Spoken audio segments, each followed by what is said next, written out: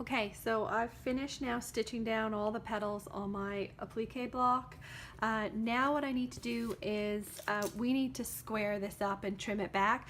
It's a 13-inch square that we use for the background, but it needs to be 12.5 inches.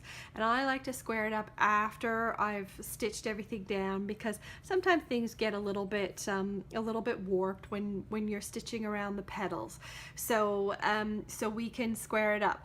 Now, to get this to 12.5-inch square, you can use a 12.5-inch square ruler, but if you don't have a 12.5-inch square ruler, you can basically just use those two sort of center lines and even the diagonal lines, and if you can't still see them, you can always refold the block and repress it so that you can see them.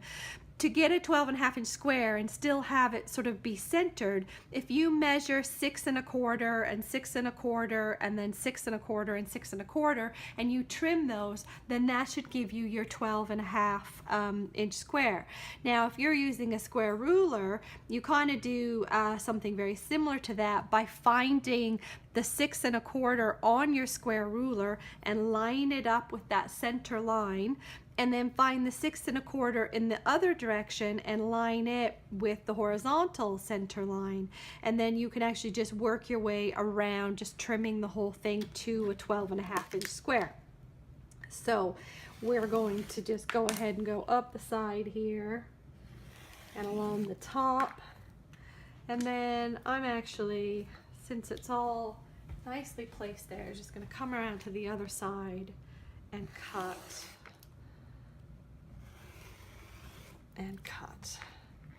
Okay, but if you only have a long ruler, you can still do the same thing by just measuring your 6 1/4 from that center line, cut, measure 6 1/4 and cut, and just do that in all 4 directions. So that is that put together. So now you are ready to sew your checkerboard units onto that. Sorry, I'm just finding mine. And so if you look at your instructions, you're basically going to sew the set of 6 checkerboard onto the side, and then after you've sewn that on, you're going to put the set of 8 onto the bottom.